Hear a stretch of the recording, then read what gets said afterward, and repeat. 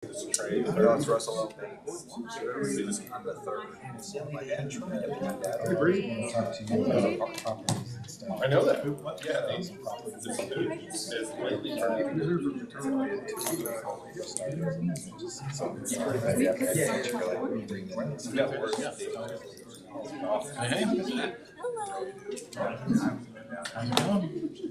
This is gotten a vacation.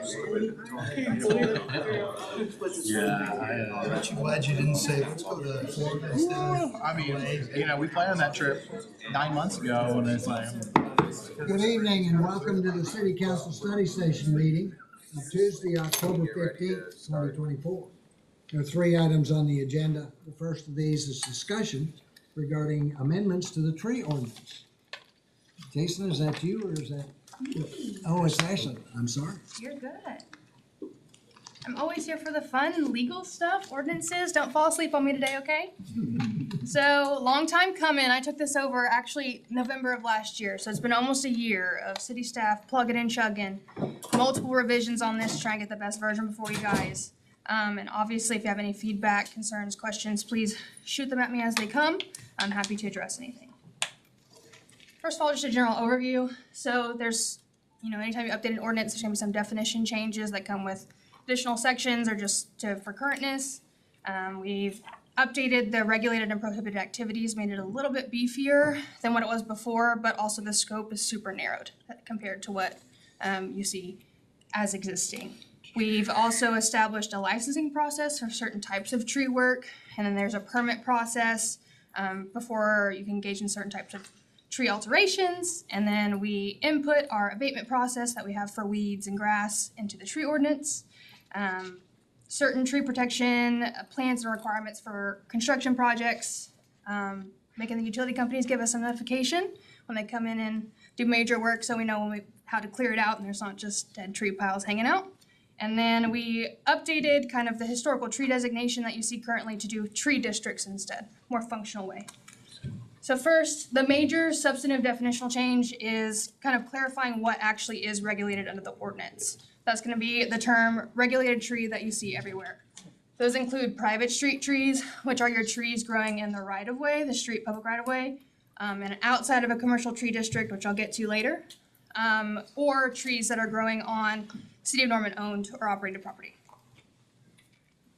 Other minor changes are kind of making sure things that exist in the ordinance terms are defined, as well as updating kind of your fancy arborist terms to be current. The regulated and prohibited activities are all in those sections outlined. I won't tell you each one, but I do want to flag again, these are only for trees that are growing in the street public right-of-way. So what you think between the street and kind of your sidewalk a little bit further back. Oklahoma law, those are the responsibility of the property owner. The property owner extends out to the street, so they are responsible for the care and maintenance, but as a city, we have powers to regulate in that right-of-way for health safety purposes, and so that's why that's all that's regulated under this ordinance. All of the prohibited activities are now combined into one section for clarity, as well as the regulated activities before they're kind of scattered throughout. And then the consequences we have changed to be what is actually allowed under Oklahoma law, to not exceed $750. Obviously, that'll be kind of a citation process with prosecutorial discretion of our city prosecutors to determine where that fine is with insight from the forester.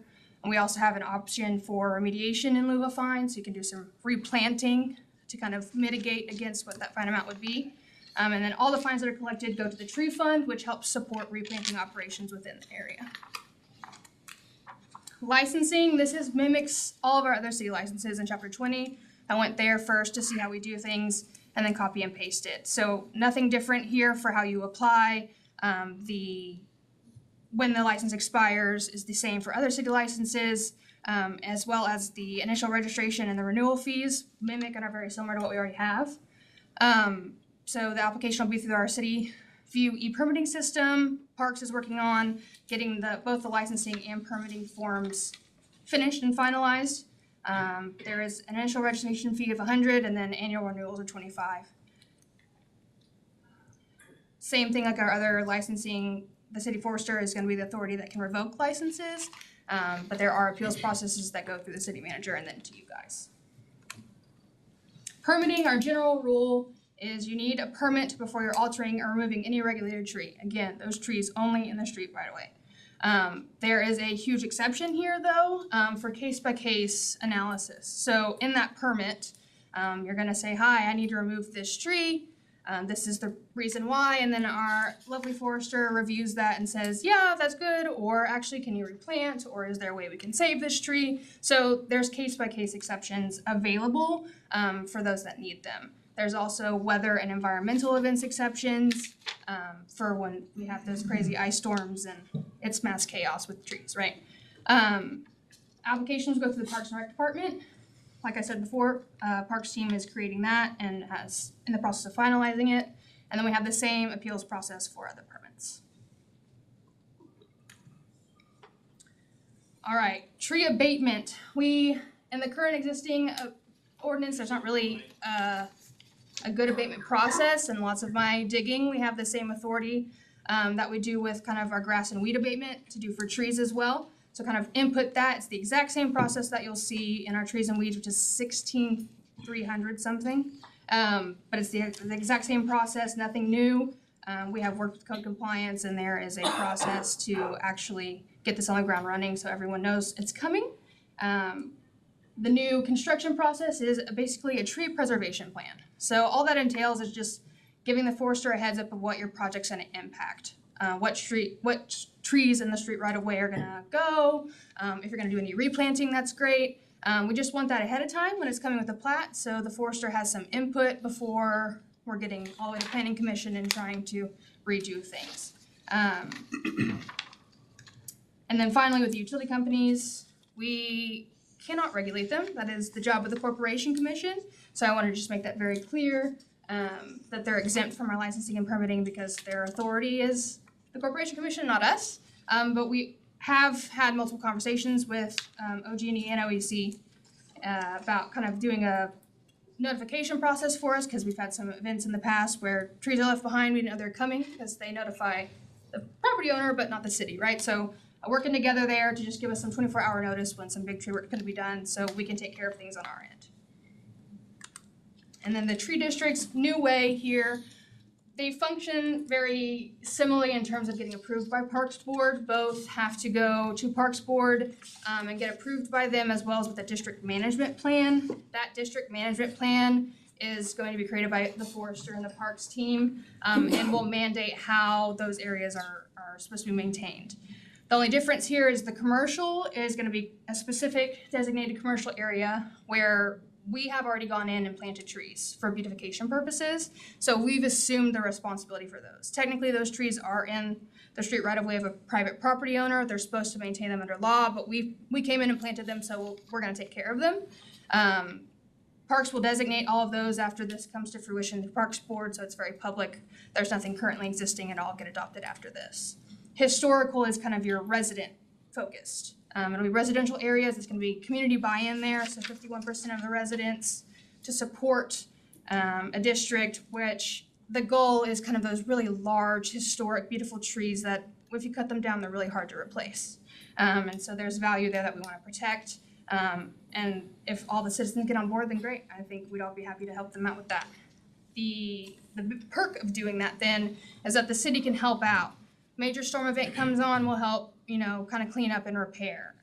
If they're wanting advice on planting or need assistance with planting, we'll come out and help. So that's the benefit there of that historical tree district. In that, Ashlyn, talking about storms and the way we do it now, if it's your tree, you take care of it. If it's not, are you changing that? Yeah, so if you get the historical designation, if it's approved by Parks Board, you have all the residential buy-in, then there is a kind of a mutual aid process. So we're trying to help those out. Yes, sir. Does this still apply only to street trees, or are we talking about trees in Correct. backyards now? Okay. Everywhere under this ordinance is only the street trees. That's all we have the authority to regulate. Thank you. Yes. Hopefully quick and painless, but I am happy. I know I just gave this to you today, so you're welcome to contact me or Rick if you have more questions or concerns as you digest this. There were some questions that came in from the development community. Correct. would you tell us your thinking through their questions and all the rest of that? Give us a. I don't want to speak to their concerns just because I don't like, they have their time to speak at the public comment. I don't want to misstate what they're saying. I think, obviously, there's two sides to the coin, right? There's a lot of people who want to protect the trees always, and then in doing so, protecting trees creates impediments to development, right? And so we're trying to strike a balance here. That's why I think that big exception in the permitting is a good loophole for them, because they can plead their case to the forester on a case-by-case basis, and we can work with something to appease both sides. I think some of the concerns from the development community, they're over-reading the scope, and I think they're over-reading, like, dismissing that exception, right? I think they're scared about the impediments. There's a lot of new regulations required, right? They're gonna have to submit a permit each time. They're gonna have to have a tree protection plan when they're going to do new platting, which is definitely an additional step they have to take. Not fun, but there are ways that we're working with them to, in this ordinance already, to help mitigate some of those impediments. Yes, sir. Is the intent for this to come to council next week as a voting item, Mr. City Manager, or do we have a timeline? It will not be next week, way too soon for you. That's what I was asking. Yeah, November 12th would be the earliest you'd see it. Okay. But I want to make sure you guys also have time to provide feedback. That's why I'm asking. And I think Yes. it'd be really helpful if we could get the marked up version to know what was struck and what was edited and revised, if that's possible. I could do that, but it's basically a total revamp, Okay. so it'll be really, really messy. Okay. Well, Which is why I didn't deliver it to you initially that way. It's really hard to read. Okay. I think, yeah, if you wouldn't mind sending it, I'll probably just stick to this version because it's the cleaner one, but just having it as a reference piece would be great. Of course. You know, and I understand the balance, trying to strike a balance here with development, but the only thing I'll say is that, you know, large, mature, historic, beautiful trees only add value to projects and properties. And so I think there's a way to have it all. So, thank you. Appreciate that. Yes. Yes, sir. Not directly related, but since we're talking about the trees, do we have a program in place to help like our needy and our, kind of like the historical trees? Will the city assist to maintain a tree that if somebody's on a fixed income that's on food stamps, that's, you know, getting public benefits? Do we have any program like that in place right now? I know we help like with the yard assistance and home assistance through different programs. So do we have anything for the trees? So- Because Is this depending on what the program is? So if it falls under Lisa Craig and it falls in a certain area of town where they're available for community grants, yes, we do help out with that, but most of the time, the answer is no, because trees do fall on private property and we Right, don't and I go in understand. there and improve anybody's. so when we're talking about like cutting and maintaining the trees, a lot of our bigger historical trees are on people that's lived here the longest. And that's Yeah, maybe our and- elderly and our, you know, maybe lower income, so. And when Something you like that. start talking about that again, and Ashley kind of hit this, so you're talking about in right of way. So Right. that's where we have trees. So there might be a conversation that's possible to have with some of those trees in certain areas, or I don't want to say yes to everything because we don't want to. We Right. have a one-man forestry crew. We don't want to be out there volunteering ourselves to go out and trim every single tree But we also have in town. But GME and but other it companies. has to hit a bunch of categories for it probably to hit that area. And the kids can still climb them and everything according to the. Right, perfect. Okay. Anything else from council? I'll just say, I really appreciate what you've done. I'm looking it over. I like the tree protection plan. Good job, and if I have questions, I'll be sending them along. Appreciate that. Yeah, I do welcome feedback. I don't want to put this on too early, so I think the November 12th being the first time, I think ample time hopefully for you guys to be able to adjust with all of your other busy things going on. Again, Rick or I email, so get it to me if you don't have mine. But yeah, otherwise it'll be this version before you, probably on the 12th. And it'd be first reading, second reading, Yeah. public comment. the whole Correct. process. Thank you. All right, well, appreciate your time. Thank you. Thank you. Item 2. I'll give her time to. All right, item number 2 in your packet is a proposed ordinance. We talked about this, obviously, at the retreat.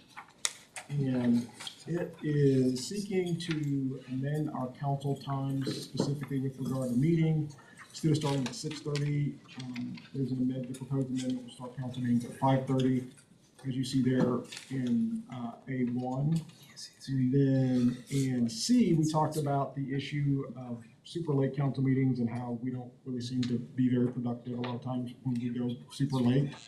So this new language, no business shall be discussed after 9 PM unless such business is approved by a majority of council. And then in D, any unfinished business shall continue no later than next regular meeting of the council or special meeting called for such purpose.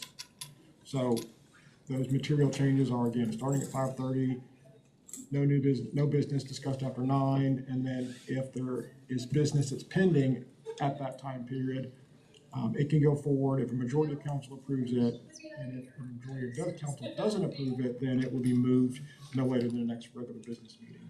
And then you see there in C1B, that's the issue with regard to special meetings, requires notice serving as council member.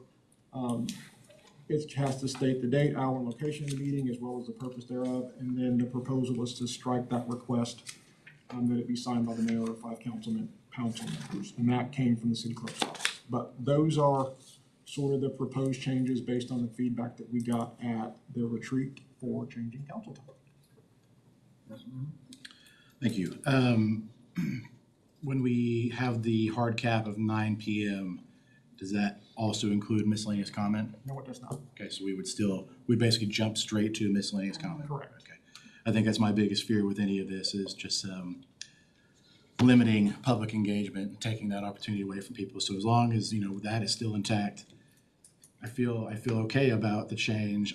It's hard to know that 9 o'clock, seems just like an arbitrary time, but it seems like any time we pick is arbitrary, and so I don't know. I don't know if 9 is the right time, maybe 10 is the right time, but if you still have miscellaneous comments, back up. I think 9 is probably appropriate at that point, so. The only part of this that I have any real heartburn with is the one line of red that's struck out, and I just, having that tool in the toolbox, I've never had to use it, but I'd hate to lose the opportunity to use it if a situation ever arose that we had to call an emergency meeting for something. So I personally would not like to see that part removed, but I think I'm good with the rest of it. That Councilmember, not Peacock, I'm gonna call him, Councilmember Holman made a comment. He said, I would be open to considering a 6 PM start time with 11 PM cutoff unless the council majority votes to extend the time. I would caution, however, that previous attempts to change meeting times, sign-up procedures, etc., have had unintended consequences and haven't really reduced meeting times overall. Since there doesn't seem to be any kind of universally good time for meetings, keeping the traditional schedule might be the best option. That's his input. And no matter what we do, it's gonna be really goofy. I think that the thing is too, is if we're at 9 o'clock and we're in the middle of a discussion, obviously you're gonna keep on going. Now am I gonna have to take a vote on that, Rick? On, If we're gonna extend past 9 o'clock, do I have to take a, yes, so I'd go, do we have to, well, how do you do that? I think once we get to 9 o'clock, I'm sure somebody would alert you that, hey, we're at 9 o'clock. Right And now, I think then the next question would be, and the next item of business on the floor would be, does the majority of council wish to extend this meeting past 9 o'clock? and if I already have well, that's too many ifs. I was gonna say if I had a motion on the floor, but I'm overthinking. Yes, sir. Not to a motion, but yeah, I was kind of gonna say that if we start at 5:30, I think that gives us plenty of time to go until 9 o'clock. But if we have an item that's being discussed on the floor, we don't say, oh, it's 9 o'clock, we're gonna stop talking about this. I think we continue through the discussion and through the comments. And it may be an item that puts us at, 1 o'clock in the morning because we have 80 people signed up. But I don't think we should stop directly at 9 o'clock. I think we should finish that last item, go into public comments. But I think it's better for public comments, because then if you come for public comments, you can kind of say, well, I should be going a little after 9 o'clock no matter what. And so I like that a lot. Yes, ma'am. I think I like the 11 PM. I've sat through meetings where we're deep into development, projects or whatever, and it does, like we're going past 9. But if the goal is not to vote when we're all tired and not at our clearest, I think ending at 11 one would hope we were done with whatever development question it was, and then could listen to public comment and leave. I just think 9 will see us extending the meeting more often than not. Yes, Could a compromise be no new item shall be discussed after 9 PM? Basically, you finish the item that you're on, but that's where the agenda stops. We don't go to item 25 or whatever the next thing is. that'll work. It seemed to work for others. I was just gonna mention that exact. Just add in the word new, like, no new business. And I don't care if it's 9, 10, or 11. I don't really have a. I do, 1 o'clock in the morning is awful. I definitely understand the intent behind trying to do this. Yes, ma'am. Yeah, I understand the intent, but I do agree with what Holman had said and what Councilmember Grant had said. I mean, whenever I think a lot of us knew when we decided to run for our seats that there was the potential that meetings would last until 9, 10, 11, 2 a.m. So just as long as we don't, limit the public's ability to speak. And, council, just for us always to consider, we write these ordinances on paper. If you lived with it at 9 per se and it wasn't cutting it, you could say, bring that back and we'll try it at 10 for a while. And we're happy to do that for you and amend it until it is perfect to your liking and you're accomplishing the mission of business of the city of Norman. So don't hesitate. If it's not working out the way you initially adopt it, we're happy to make those tweaks and bring it back to you again for fine tuning. Well, it'll depend on each council, because, it depends on their thing, so yes, thank you for that. Does sound like we do have consensus to say, Mr. Knighton, we wouldn't start another new item after 9 PM, that would require a vote to extend. Seems to be. All right, anything more on this topic? All right, item number 3, discussion regarding infrastructure improvements along the east-west Indian Hills Road portion of the Oklahoma Turnpike Authority's access program.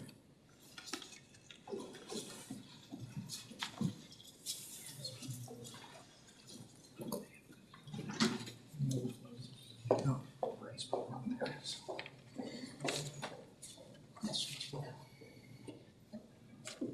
They're just 3. And I've got one about legal issues in case that comes up, but Got it. just. It's on. Good evening, council. Couple of months back, the city council considered a resolution that would have authorized the Turnpike Authority to complete construction drawings through Norman, including frontage roads, wetlands development, and multimodal pathways along both sides of the Access Oklahoma plan through Norman. Council rejected that idea, which put in motion some actions by the Turnpike Authority, and they basically captured the file drawings up to that date and saved the file and set it aside and began to advance drawings through Norman, both east-west and north-south, that excluded frontage roads, multimodal pathways, and wetlands, linear wetlands development along the Little River. At some point after that realization, property owners along the Indian Hills corridor reached out to their elected representatives and some committees working on the city council's AIM comprehensive land use plan update reached the conclusion that the impacts on Norman's future do vary greatly between a north-south alignment and an east-west alignment. The comprehensive land use plan committees have maintained lines on the comp plan for land use purposes that show in no detail the alignment of the infrastructure that the Turnpike Authority will build. And that allows their process to move forward with how does that infrastructure impact land uses between now and the year 2040. In those conversations, there was recognition that frontage roads along the Indian Hills alignment provide the comp plan an opportunity to designate real property on both sides of that alignment for high-density residential development. And a big struggle our comprehensive land use plan committee is working on right now is trying to figure out where to put 24,000 rooftops in Norman, with the goal of trying to keep that density in between the 48s. And that is becoming more and more challenging. So council members received phone calls from constituents and said that group of constituents was very much interested in advancing frontage roads along the Indian Hills alignment, and wanted to talk about Indian Hills only. So that is the conversation topic before you this evening, is whether or not the council is interested in advancing a resolution that says, in the event frontage roads, access points, multimodal pathways, and linear wetlands are developed, that upon completion, the city of Norman would accept those infrastructure projects and take over the maintenance of them. We asked our Public Works Department to take a look at maintenance costs with or without the frontage roads, which would include the reconstruction of the existing Indian Hills Road. It would be replaced with a new Indian Hills Road. It would be 2 lanes eastbound and then 2 additional lanes built on the north side of this stretch of the turnpike going westbound. And what the Public Works staff recognized is we've got a capital project identified to rebuild Indian Hills, and it's got a price tag of about $18 million, which would be avoided in the event council requested the turnpike rebuild Indian Hills at their expense. And we wind up with some budget savings along that Indian Hills corridor should council decide to consider such a request. There was some interesting changes with or without frontage roads over I-35.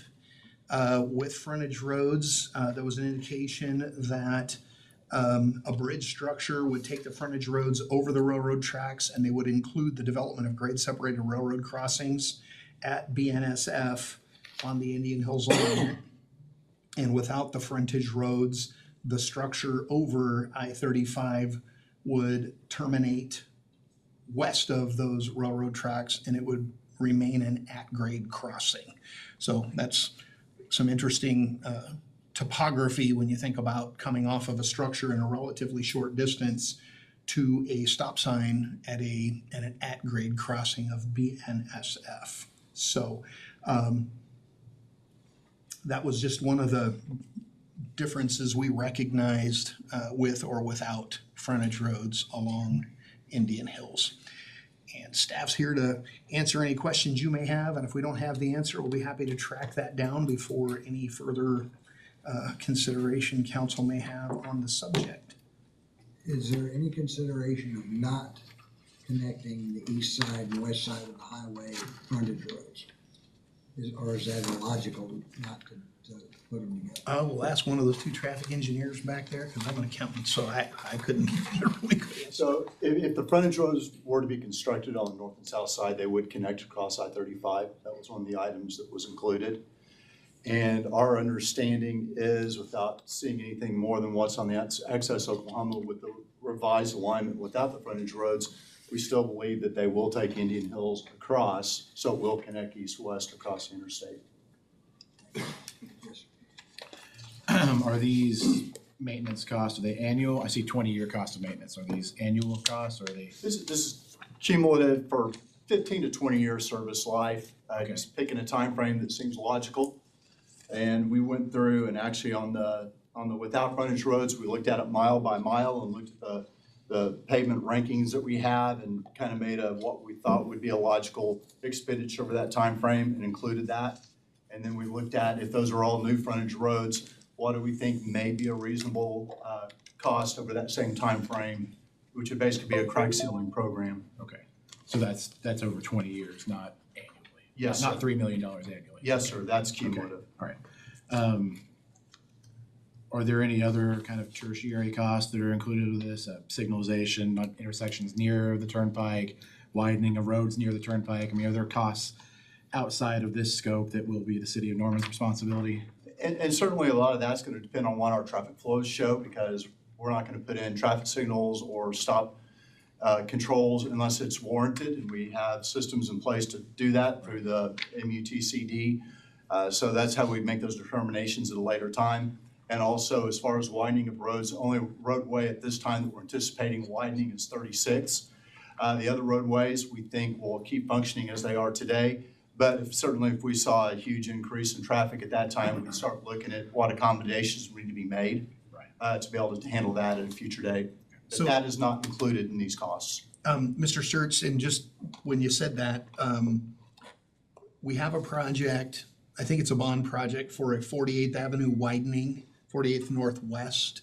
I think it goes to 3 lanes in like 2029. I think that 3-lane effort, does it stop at Tecumseh? Well, this phase that we're working on right now would go, the first phase is from Robinson to Rock Creek. Phase 2, which is also in the 2019 bond, would be the next mile to Tecumseh. But we do ultimately, we've always anticipated that would go all the way up to Indian Hills with future timeframes. So that ideology doesn't change with or without frontage roads on Correct. interstate. Okay. And then I see green infrastructure to protect water quality up there. I mean, do we have any kind of a cost associated with what we think that might be? I mean, I know that's a very large scope to wrap your arms around, and so. The number we've used generically, and it was the scope of wetlands development at the mouth of the Little River on the north side of Lake Thunderbird, and it came from a professor that Mr. Mattingly works with at the University of Oklahoma, who spends a lot of time in the study of wetlands and the design of wetlands. And the number he came up with was about $30 million in conversation with Norman Next, who actually put together an application and sought ARPA funding from the state to develop those wetlands in a smaller but bigger around area there at the Little River. So this stretch would consider kind of an elongated linear wetlands concept that would serve as an amenity maybe for that high density residential development along both sides of that turnpike. Cost estimate wise, it's probably as good a guess to talk about that $30 million round number that the OTA would develop, or they'll build a bridge and fly over it. And do we know any, again, crystal ball question, do we have any kind of idea what maintenance on wetlands would be? I mean, do they have to be dredged often? Is there shoreline maintenance? I mean, Rule of thumb, $800 an acre. So it'll be dependent on what size it gets built is that annually? per year. Per year. And how many acres are we potentially talking about here? I A don't know couple that. hundred maybe? I mean, I saw Richard. I don't know if Richard has a guesstimate of how many acres generically in the linear wetlands. Best guess is probably somewhere between, 40 to 80 acre Okay. parcel. So it's very hard to guess at. I'm trying to draw through it right now to get a better answer. no, that's, I just was trying to get a ballpark idea of what maintenance obligations might look like on something like that. Okay, I'm sure I'll have more, but that's all I got right now. Thank you. Have they built linear wetlands with any other cities before, or is this new? I'm not aware of a project with that kind of label on it. That the conversations of a linear wetland were actually a derivative of the housing subcommittee to your Ames comprehensive land use plan update. And they kind of recognize the ability to take advantage of the existence of the little river, dress it up, clean it up, because that's where we have runoff from the city of Moore and South Oklahoma City. And the ability to capture and clean that water prior to it making its way to Lake Thunderbird, and having an amenity of a water feature that could be a real attraction to residents in a high-density residential. I would say I'm a little concerned if there aren't ones previously constructed, and would wonder if there could be like a citizen advisory committee that, helps determine if this happens, what is being built. I'm kind of curious, does the OTA know how much it would cost to construct along this route? I know Richard said he's working out that, but he's not an OTA employee. The Turnpike folks indicated that the engineers they have under contract and on the payroll, they design bridges and freeways. They asked if we had resources to participate in the design of such wetlands that actually achieve the purpose. And I did indicate that we do have resources at the University of Oklahoma with some expertise. We also have community members that have managed stormwater projects in developments that they've undertaken in that same watershed. So the Turnpike's response was, well, we'd love to have your people do that design work and plug it in with ours. They would prefer not to design that in-house at the OTA. And then there's other environmental concerns with protecting wildlife from getting flattened. Some of that is fencing at grade with crossings underneath. Those best practices I heard are that the tunnels constructed are materials that animals would want to travel through. Do frontage roads, could you do it with or without frontage roads, this particular environmental mitigation? And again, if that's not something in their wheelhouse, could the Citizen Advisory Committee of experts like WildCare, for example, have input on that process?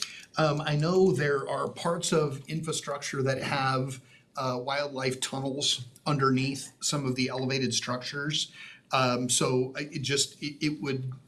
I would say, yes, it's absolutely achievable. I think there are turnpike stretches that have such infrastructure already included. Examples? So the ability to, get expertise as to how frequently such an undercrossing makes sense to protect the wildlife. I think that's absolutely something you could choose to add to the list. Have they done it in another municipality or area?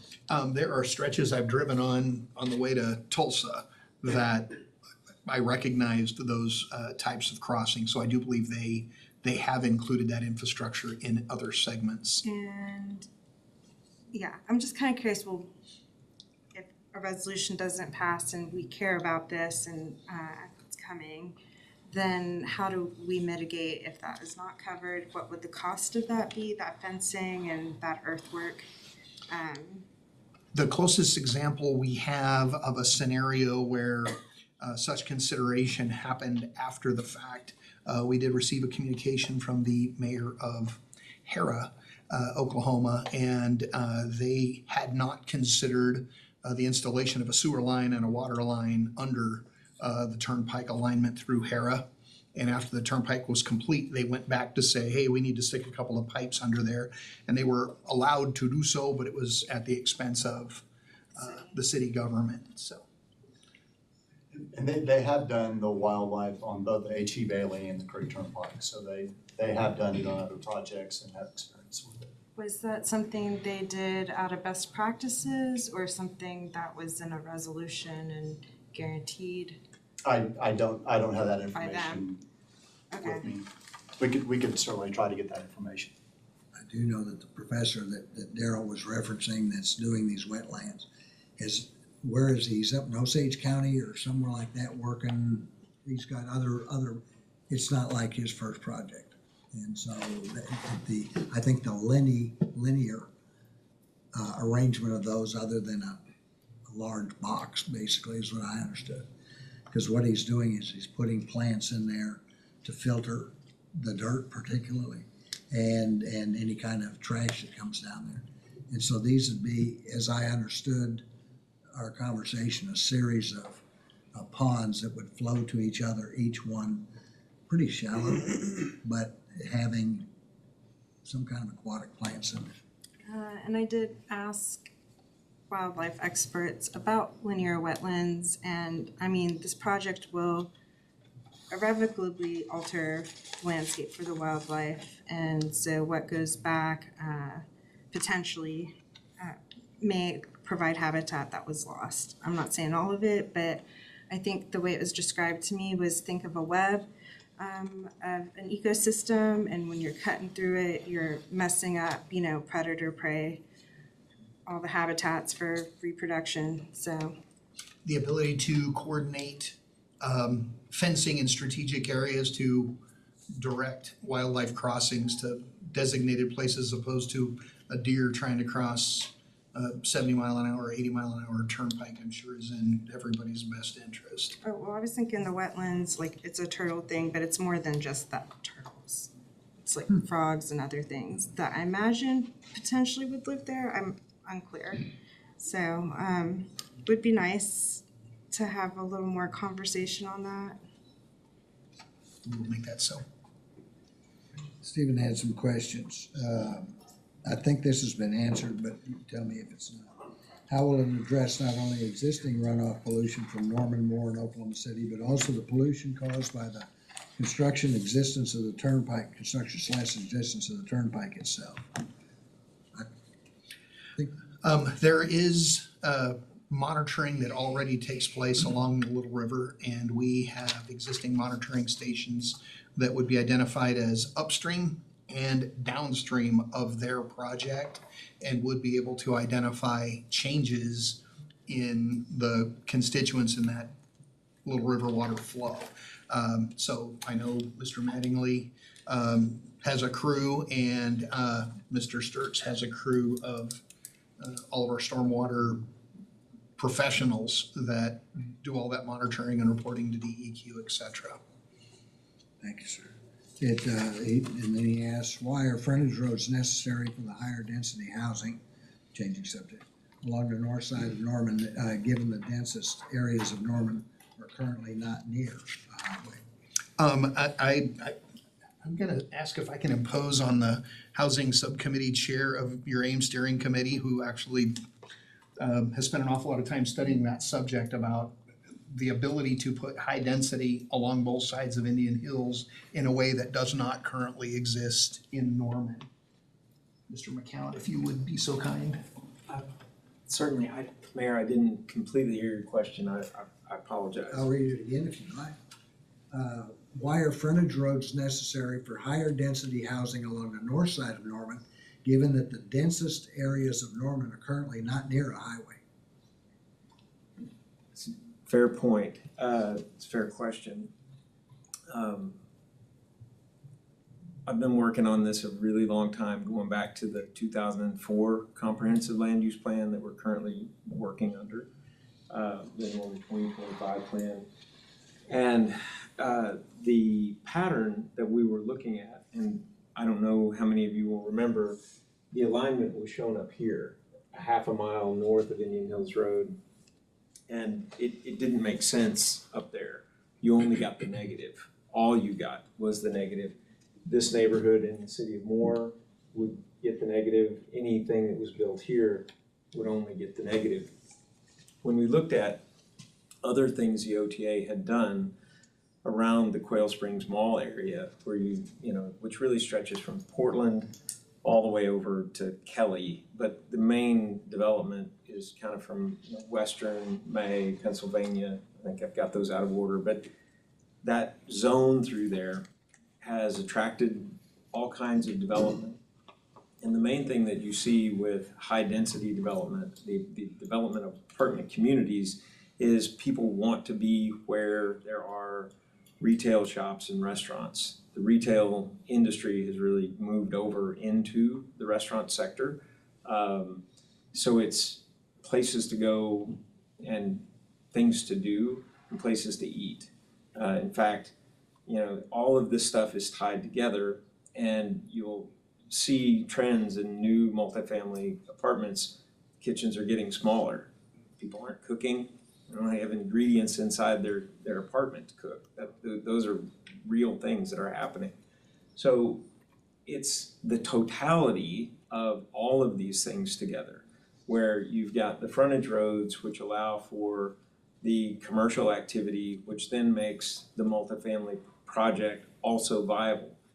The commercial thing doesn't happen unless the multifamily thing happens, but they don't happen independent of one another. In the particular instance, you know, right here, we have zoned a major multifamily component for this piece. Over 700 units are approved, and major multifamily retail and commercial is envisioned here at this 130-acre parcel. Without all this, you can't get to it. You know, you literally would have to drive past all 2 miles all the way over here to Western Avenue, and then come back on a county road, with the current Indian Hills Road.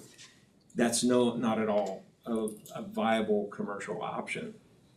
Retailers like that was Costco's #1 site. And it's that relationship between those dynamic realtors or dynamic retailers and the multifamily world that is what makes that an attractive element. When I-35 was developed through Norman, you do have quite a bit of multifamily housing on I-35. I wasn't involved in any of it, but there's quite a bit on both sides of the highway, particularly the west side. A lot of auto dealers came in early and sort of elbowed out a whole lot of other multifamily development that could have or maybe should have happened along that corridor. But if you study how these things are developing all over the nation, those new apartment communities are going to be attracted to those locations because they're the convenience of all of these things that come together. I hope that answers the question. It does, and the thought of why this is, why this is different than the north-south alignment, it's really basic. The city of Norman has the ability to provide sewer and water services along the Indian Hills corridor. There isn't a time in the foreseeable future that we would be able to provide sewer or water to a north-south alignment to support development of any kind. And that's why, you know, it really is kind of a tale of two different infrastructure scenarios. It only works along Indian Hills because you have the ability to sewer it and water it. And you do not have the ability to sewer and water a north-south alignment. And the reason we're looking at multifamily is, instead of single family, is because we can put more people in there. Solving the 1,100 houses that you projected to need over the next years to be able to keep up, so we can get cheaper housing, so we can do some of the things to affect the market. I think the number of housing units anticipated in the plan is 24,000. It's 23. 23,000 rooftops, and council's initial goal was keep that development between the 48s. And if you can't get the density going north, there is no place for the 23,000 rooftops to go. How many rooftops? I know we approved things. Do we have a total amount that is projected to come here? And is there room for even more?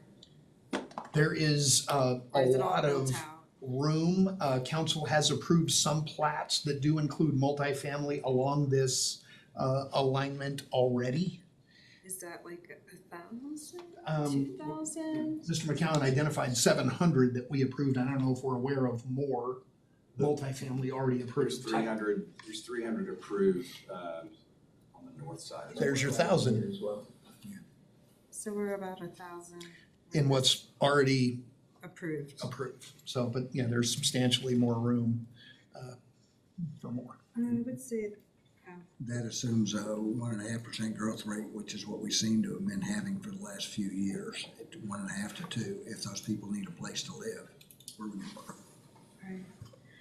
I was gonna ask Ms. Stevens questions, but I also remembered, I saw Councilmember Montoya's hand up as well. Oh, I'm sorry. Oh, so just going back to the $300 million of the wetland construction, whose shoulders is that on? Is that us or is that part of the project? The Turnpike Authority indicated their willingness to construct the linear wetlands project along the Little River. As part of that project, and if council chose not to accept those public improvements, what we've heard is they would create a longer bridge over I-35 to clear more of the Little River and not develop those wetlands. But the cost would be, so let me phrase, if council accepts this, then the cost will be on them to construct. Yes, Your Honor. Otherwise, if we don't accept the frontage roads and the infrastructure improvements, then it'll be on us to Correct. develop the wetlands. Yes, ma'am. Okay. Okay, I thought, Councilmember Holman's questions, this was a good one. It was OTA project and frontage roads. How much projected revenue is OTA expected to lose by eliminating frontage roads and interchanges unless Con asks for them? And the other follow-up question he had was, don't they need access points and economic development along the east-west to make it a viable project for their bondholders? We were told that you would have the ability to get on and off at I-35 and on and off around 60th Avenue West. If there are more access points or less access points, they weren't gonna change their revenue projections based on the addition or subtraction of 4 or 5 access points. Okay. So they don't project to lose any revenue? Correct. All right. Do you have more of his? I must have done something while I was holding my finger on it, didn't have. I wanted to make sure he got all his questions. Flip questions for legal in that. Someone or several people need to be prepared to answer legal questions on the record that confirm or refute the legal claims being made for and against the OTA. I'm not sure the parameters on that.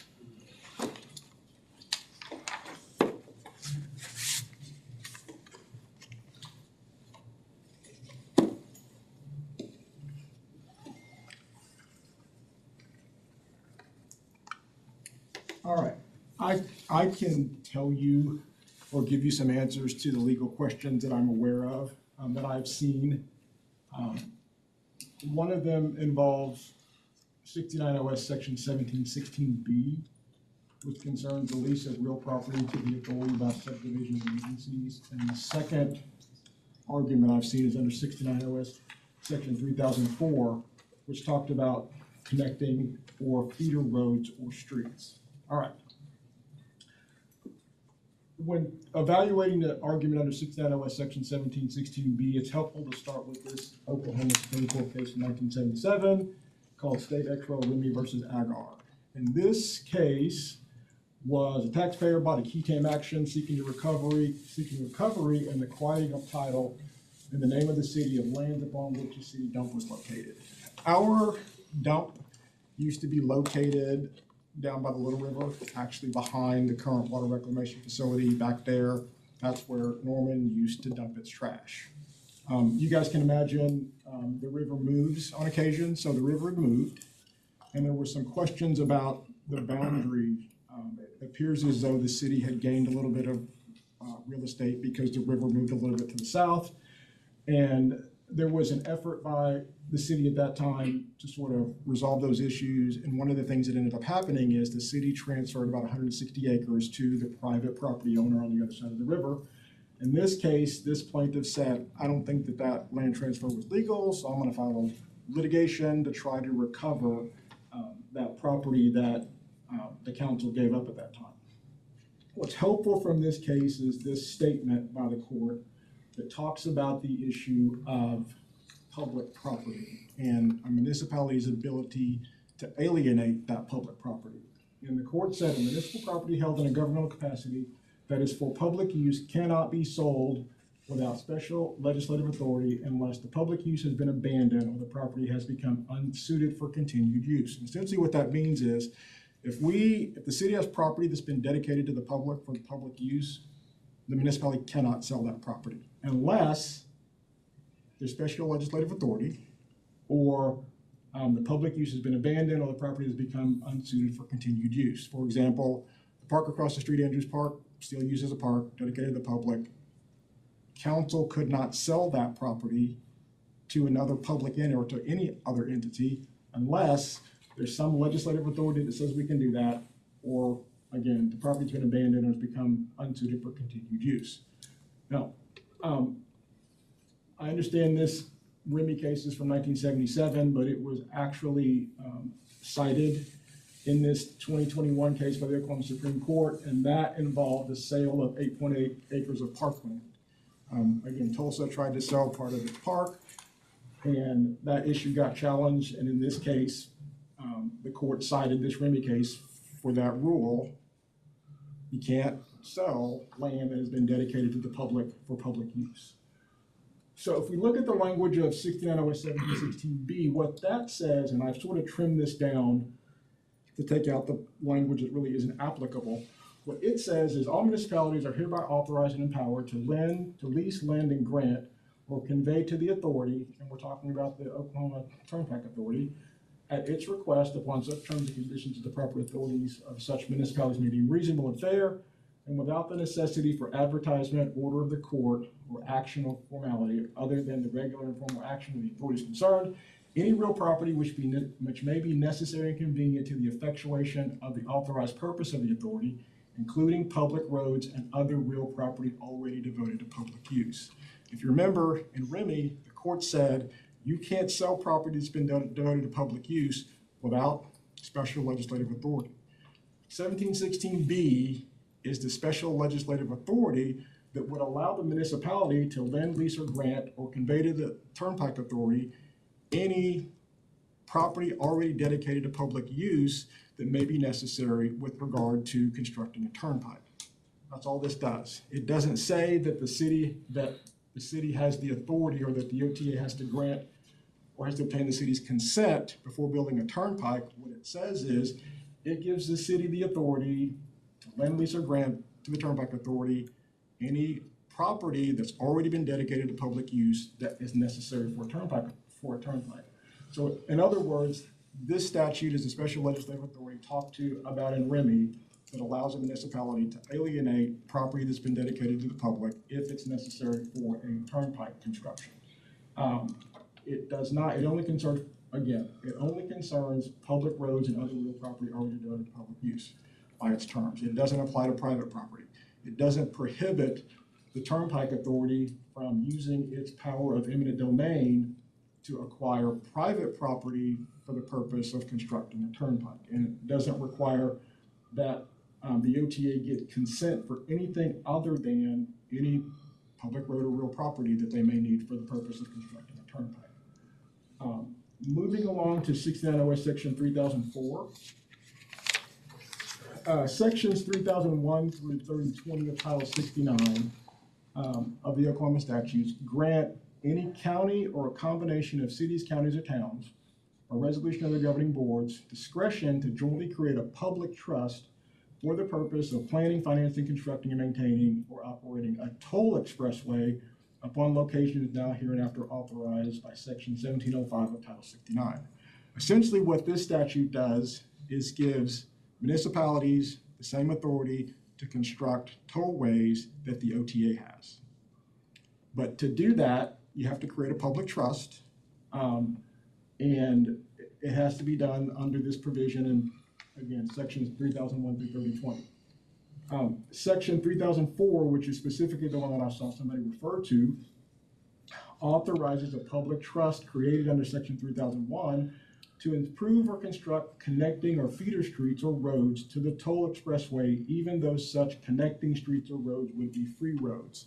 So in other words, you create a public trust for the purpose of constructing a toll expressway. And on some of the roads that are approaching that toll expressway, the public trust and the contractor say, you know what, those roads aren't in very good condition.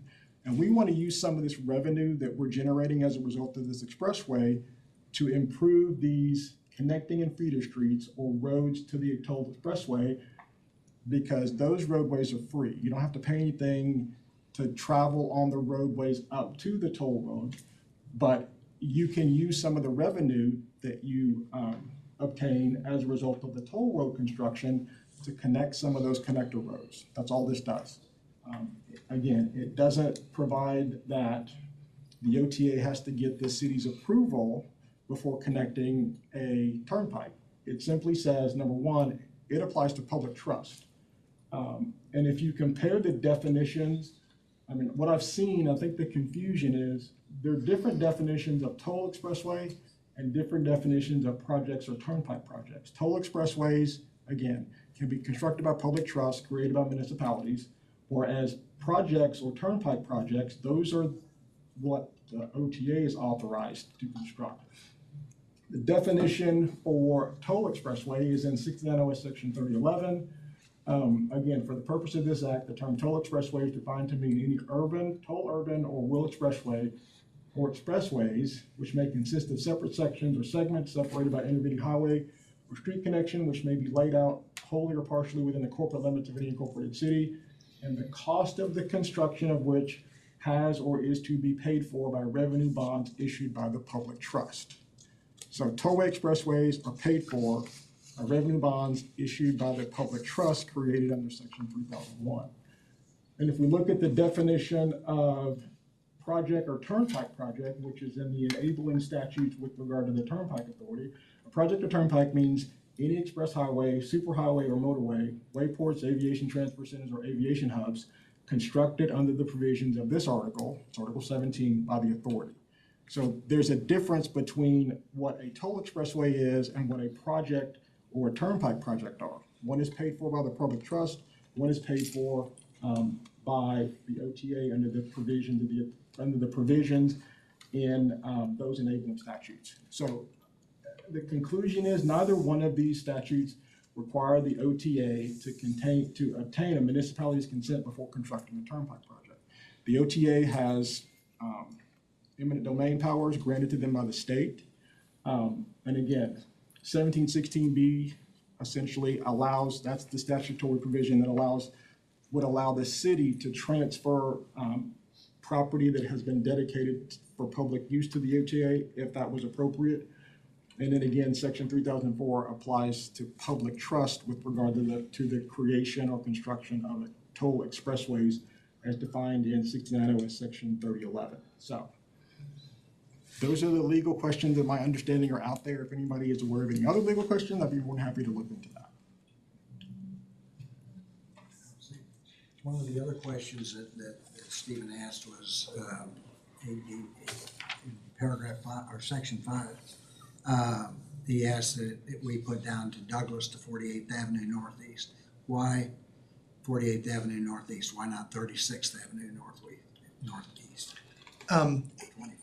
I received a phone call from the property owner up on Sooner Road at Indian Hills, owns both sides, and said, I've got development proposals for medical clinic, and they are requesting that access via frontage road to make that development work. So that's simply at the request of property owners that far out.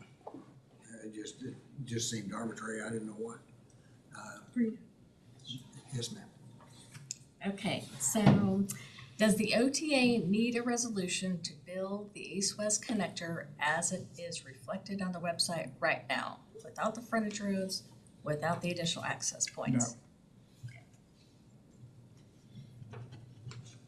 No.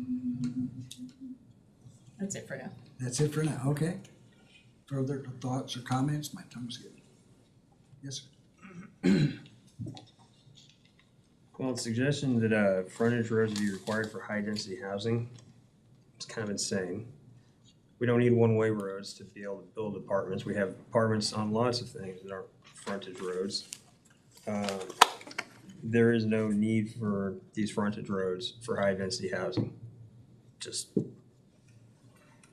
it's straightforward. Am I to understand that we would be the first with linear wetlands?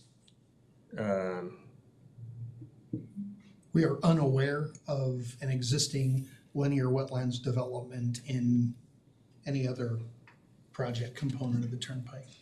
Are you aware of other places that put in linear wetlands and are now struggling with the public health hazard of making a mosquito sanctuary? I am not. And that they're now working to remove those linear wetlands? I would have to defer to our OU professionals. And what would be the cost of widening 60th Northwest, 12th Northwest, Northeast, 48th, 120th, and 156th? I'll look over at Public Works and say, generically speaking, some of those may be projects on the 60th books. is already widened, there'd be no expectation to widen it further. 36 is already bond packages, that's already included. 24th, I mean, generally you can assume it's approximately $8 to $10 million a mile to widen. We have a project already widening that's 24th Northeast, we're talking about 24th Northwest.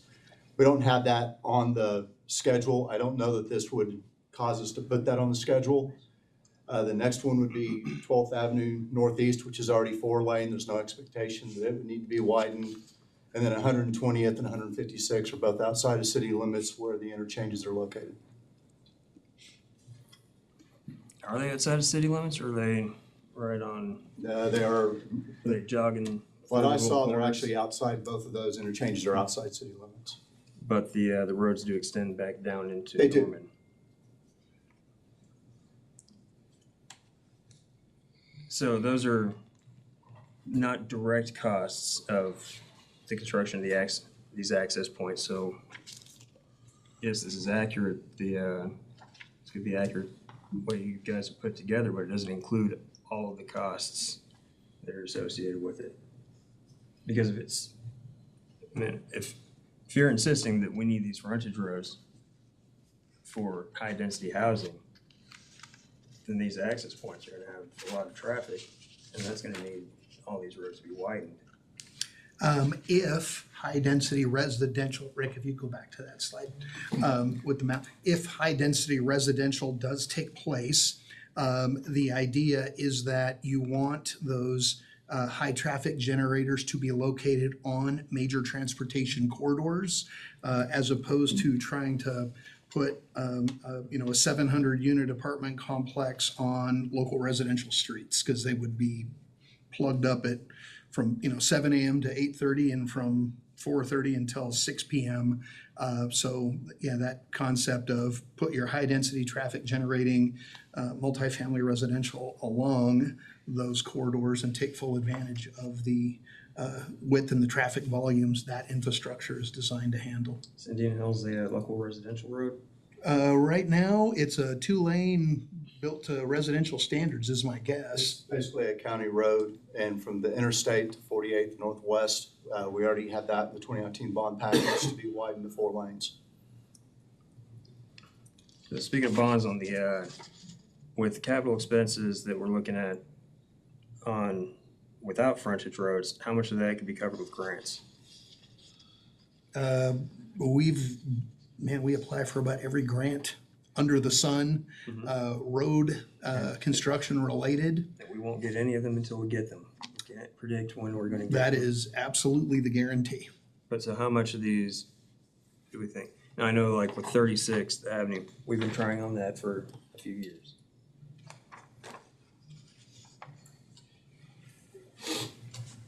But the rest of them, well, I mean, all of them, they're still, we can still apply for grants for them, so it's not necessarily going to cost this entire amount. In fact, we'll probably not jump into these projects until we've got some of those costs covered by grants. Oh, absolutely. They would wind up on a capital project list where they would linger until a funding solution presents itself. And since we've got this benefit of the foresight that Indian Hills is going to need some TLC in a few years. Probably gonna start applying for those grants here shortly. Yeah, the funding cycles, there's time parameters about how much work you have to do and have in the books before you start applying for grants, whether it's right-of-way acquired or utility relocation or your design already in the books before you're able to go compete for those grant dollars. So I've heard reference to Harrah's pipe situation a few times as the nightmare scenario that if we don't sign a resolution to partner with the OTA, that if we forget to put a pipe underneath their turnpike, they're not going to bury that pipe for us. That's what Harrah shared with us. Was there an expectation from Harrah that the OTA would come in and pay to bury their pipe when they're sitting there refusing to repair their roads that they damaged? The expectation was that had the sewer line and water line been requested prior to the construction of the turnpike, it would have been installed as part of the project cost. So that sounds like Harrah's mistake. I think they would agree with that statement. Alright. So with the housing on Indian Hills, we're looking at optimistically to solve some of our, or to at least take a bite out of our housing needs. How much of that do you anticipate is gonna be resided in by, well, I guess they wouldn't be residents of Moore anymore if they moved into the apartments that we construct on the south side of Indian Hills. There's a section of the city of Norman that jumps up, and I'm trying to remember how many feet, or a quarter mile north of To Indian the half Hills. section. So that's inside Norman's city limits on the north side of Indian Hills. Basically from 60th, Back to from 48 to 36, excuse me. How many housing units does Moore need for the next 20 years? and not a clue. Okay, so not trying to draw any kind of animosity against Moore or anything like that, but just population centers. If we put housing there, it's not going to serve just the exclusive municipality that we've been focused on this entire time, that it's going to be to the benefit of the residents up north also. And so we won't get that, to say that, say, 3,000 housing units are going to take away 3,000 housing units that Norman needs is probably a little inaccurate.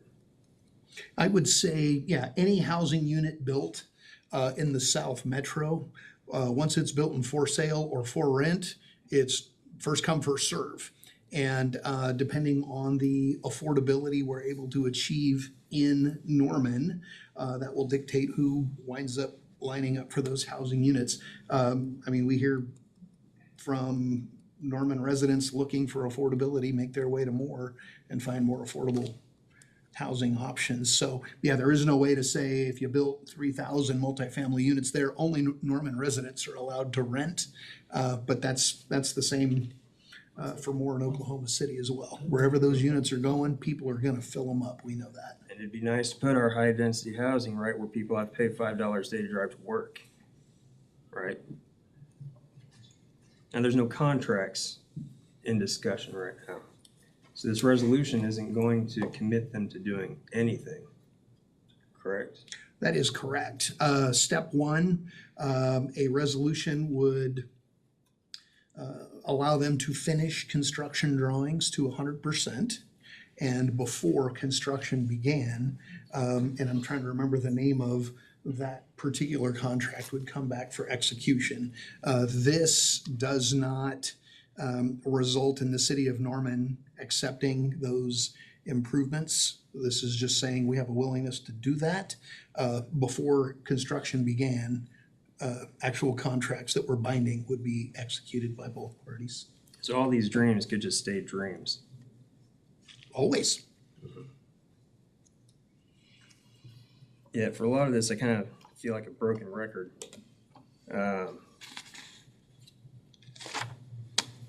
could go through and show you the negative impacts on other communities as indicators of our potential future. How there have been instances where staff hasn't been completely honest, transparent, or forthcoming or unbiased with us. How they're advocates, they're lobbying counsel in the background with a vested interest in these access points where they're going. And how much this could cost our city. Everyone knows the sentiment of the community. But I'm thinking that some of you have had the notion implanted that the excuse to dismiss the will of the people, that we are elected merely to make the hard decisions. That the people are just too stupid to understand. We got to make those decisions that, despite opposition from the community, that's why we're here. And it's our God-given right and voter-approved responsibility. But deep down, you know that's crap. Yet here we are.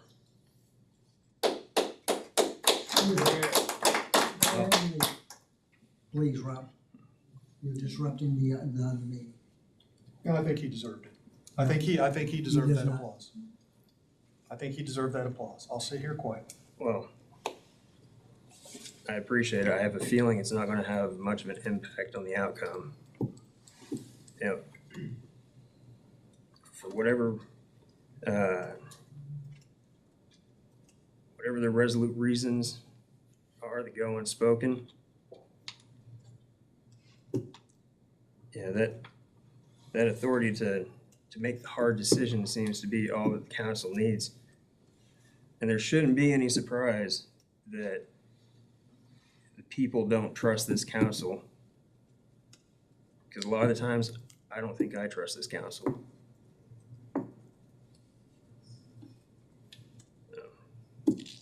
I really don't have a whole lot else to add that I haven't already said at some point. But we don't need to be resurrecting this. If we think that we need to have all these mitigation methods, these impact studies, if we have a true concern with the city, its impact, then we need a contract first. Nobody seems to have thought about that this resolution isn't going to commit them to anything. It's just going to give them what they're desperately asking for, and then we're hoping that they'll give us what we want in a contract.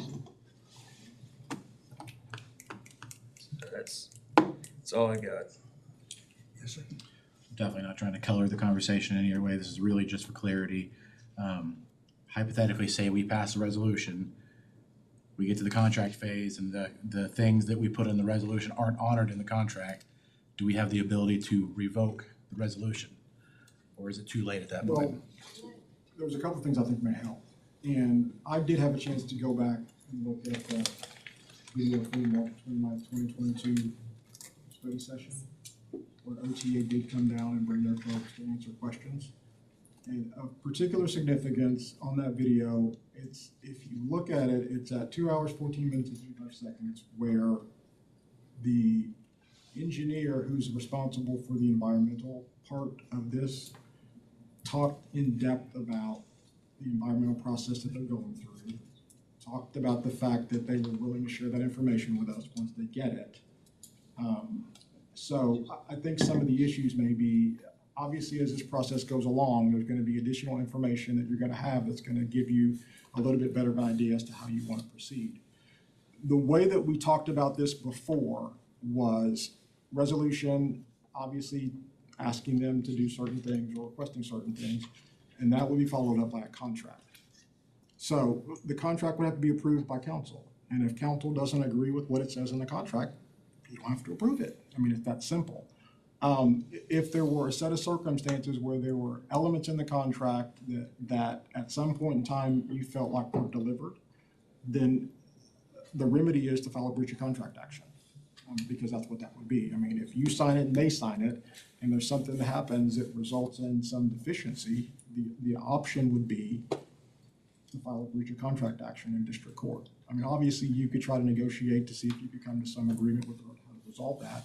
But again, I think this process will generate some additional information that you'll have before you to give you an idea as to what the plans are. It's just, we haven't gotten there yet. I know there was a little bit of issue before about why it's taken so long. And I think the answer to that question is, about a month or so after OTA was here, was when the first round of litigation was filed. And my understanding, I know that one of those cases was claiming that there was an open meeting violation, that all of the contracts they had let with regard to this were not valid. So my understanding is that OTA told its contractor stop working. When I'm going through this process and looking, the last case that got resolved was November 30th, 2022, was when the last particular district court action with regard to this particular project got determined. And then going back and watching that video again, listening to what their engineer was saying, she said that they thought that they would start the environmental process in about a month and then it would take about a year to complete. So if they stopped their project or they stopped all of their efforts a month or so later and they didn't start it back up until November of 2023, you would expect that somehow they probably would be finished sometime in November 2024. Again, can't twist their arm, can't make them do that, but if you sort of think about and look from a timing perspective, how all this stuff came together, it kind of does make sense as to why they wouldn't be finished yet. But you would have that information, and again, if we believed that there was something that was promised that wasn't delivered, then again, that would be the appropriate remedy. What would be the consequence or penalty for a breach of contract? Is that something that we'd have to put in the contract, spell that out? Well, I mean, generally the measure of damages for breach of contract happens is the difference between what you were supposed to get under the contract and what you got. So for example, if there was a provision in there that talked about linear wetlands at a cost of whatever the cost was, and that wasn't delivered, you would be seeking the cost to develop those wetlands, whatever that number is. I mean, obviously, it's gonna be based on whatever evidence you can put forward to show what those costs are. But it's the difference between what you anticipated getting versus what you got. Okay. Thank you, that's helpful, appreciate that. I was curious, okay, so the resolution not legally binding, a statement of what we would like to see potentially in a contract moving forward. I would ask around the efforts will be made to mitigate stormwater effects of the construction of the east-west connections, both stormwater quantity and quality by the use of green infrastructure practices as applicable to protect bodies of water.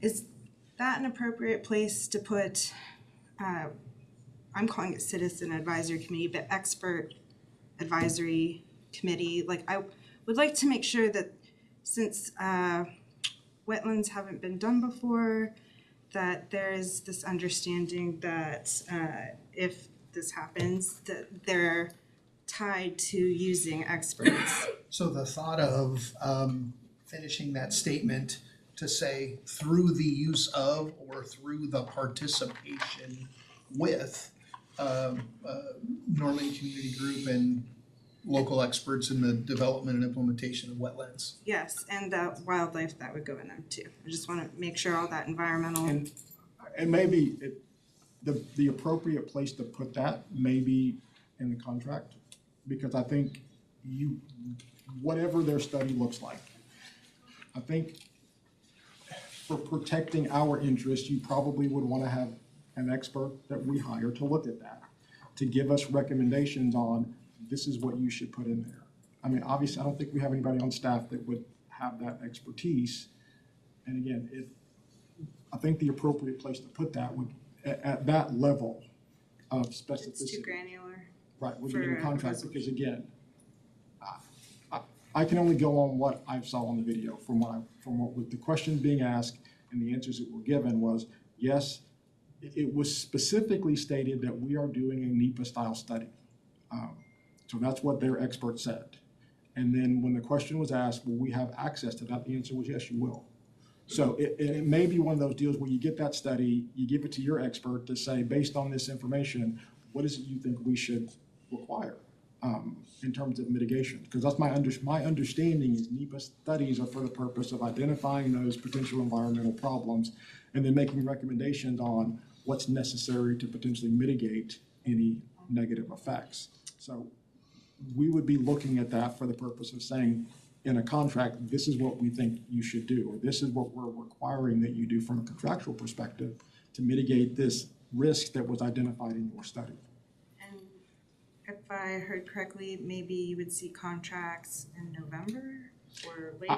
I don't know when you would see it. I mean, again, I think the statement that I was making about that had to do a lot with the delay and why it's taken so long. And the magic of 60% design drawings is one of the magic pieces is to say, now we know what to be studied from an environmental perspective. We understand the alignment, we understand the breadth, the width of the infrastructure.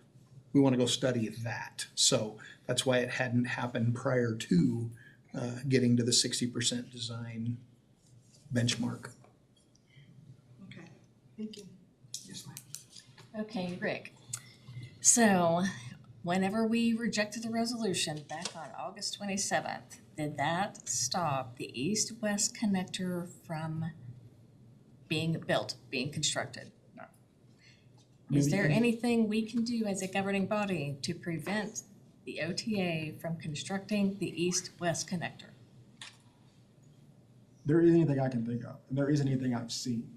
Again, EOTA is a state agency, and the legislature has granted that state agency the power of eminent domain.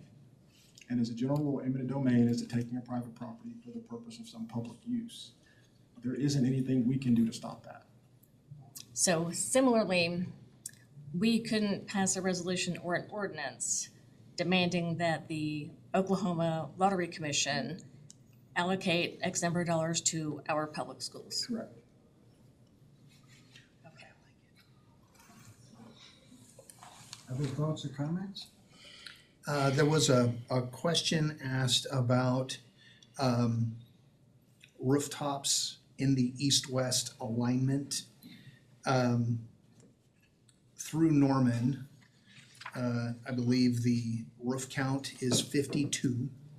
And the entire east-west alignment all the way over the Canadian River to Newcastle, it was a total of 59 rooftops in that alignment.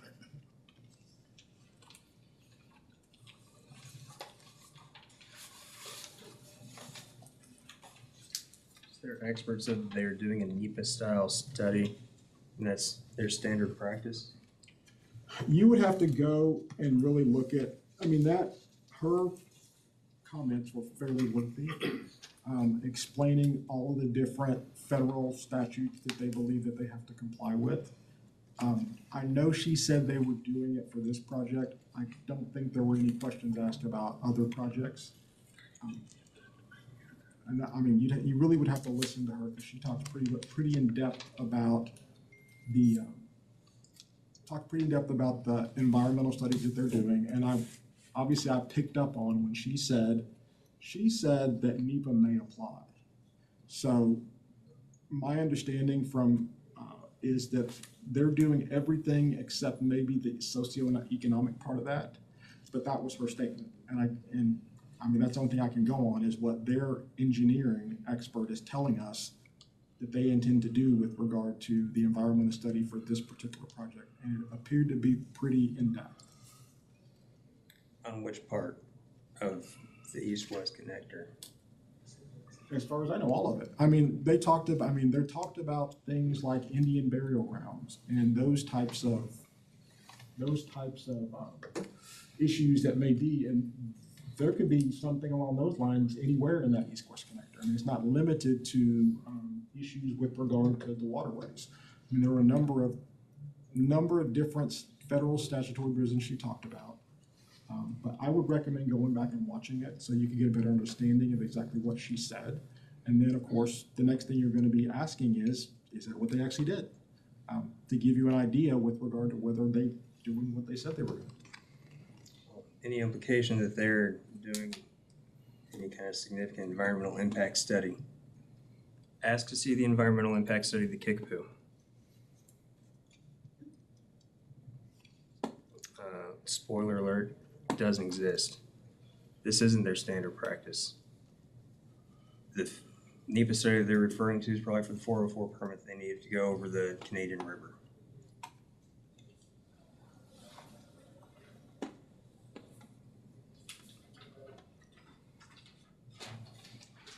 All right. I guess we are adjourned. Thank you all.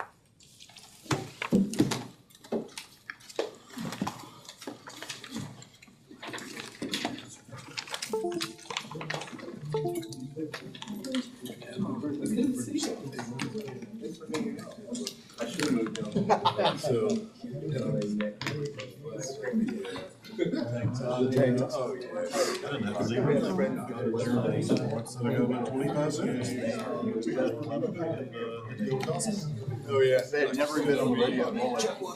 Funny story. Stuff about the Red Brick Road. And where